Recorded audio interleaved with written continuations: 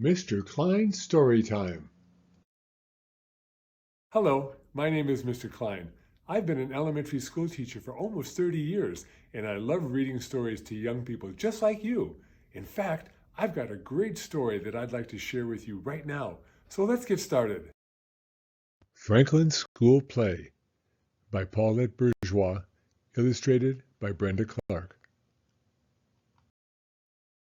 Franklin's School Play. Franklin could count forwards and backwards. He could remember his phone number, his address, and the names of 6 different shapes. But sometimes Franklin was forgetful, so he worried when Mr. Owl chose him to play one of the lead roles in the class play. What if he forgot his lines? Every December, Mr. Owl's students put on a show that they made up themselves. This year, they would perform a salute to the Nutcracker. Franklin had seen the Nutcracker ballet with his parents, and he'd listened to the music at home. He loved the story about a little girl and the toy soldier who comes to life. Franklin had a big part to learn. At home, he said his lines over and over again. "I hope I don't forget what to say," he told his parents. They encouraged him. "If you practice, you'll be fine." Franklin wasn't so sure. The week before the show, there was a flurry of activity in the classroom. Everyone had an important job to do. Goose studied her lines. Beaver practiced her ballet steps. The musicians learned their songs. "Lovely, lovely," said Mr. Owl. Raccoon was in charge of building the sets. His team had already cut, glued, painted, and decorated most of the scenery. Now they were busy trimming the tree. Mr. Owl thought it was spectacular. Bear was the costume designer. He and his friends created wonderful costumes with bits of this and that. When Mr. Owl saw what they had made, he clapped and said, "Delightful!" The cast practiced speaking loudly and clearly. Badger was the stage manager, so she prompted the players when they couldn't remember their lines. "That's great," said Mr. Owl, "but where is Franklin?" Raccoon pointed to the art supply cupboard. Franklin peeked out.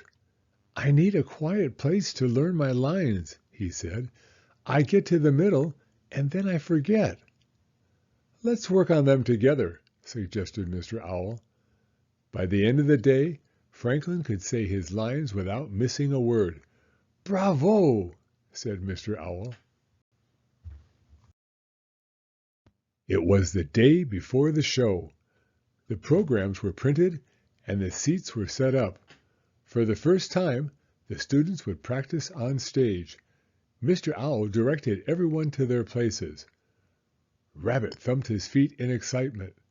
"Quiet, please," said Mr. Owl. "Curtain time." Franklin went over the lines in his head. The curtain opened. Franklin was silent. Mr. Owl whispered, "It's time to begin."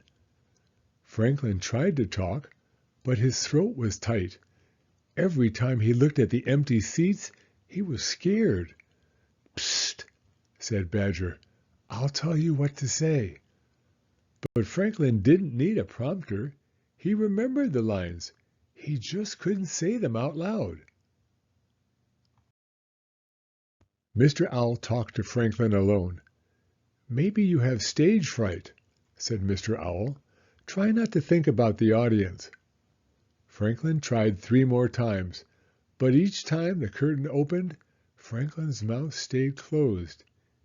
He didn't want to give up, but they were running out of time. So Franklin asked Mr. Owl if he could switch places with Badger. She could play the Nutcracker Prince because she knew all the lines. They started again. Badger couldn't be heard at the back of the room. Mr. Owl nudged Franklin. "Why don't you help her out?"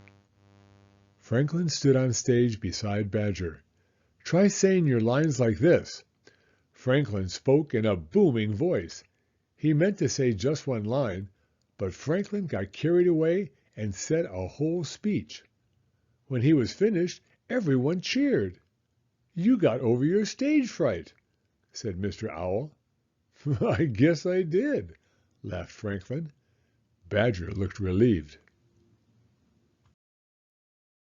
The next night, when the curtain opened, Franklin saw his family sitting in the front row. He took a deep breath. Franklin's first words were soft and raspy. "Keep going," he told himself, and he did. Franklin acted so well that he almost believed he really was the Nutcracker Prince. It was a marvelous show. After the finale, the audience gave the class a standing ovation. Franklin and his friends bowed 4 times. And that night, after a hot cocoa by the fire, Franklin pasted the show program into his scrapbook. It was a night he wanted to remember forever. The end. Thank you for coming to Storytime. If you like this video, please give it a thumbs up. I read new stories every week, so be sure to hit the subscribe button if you'd like to hear another one. Hope to see you again soon.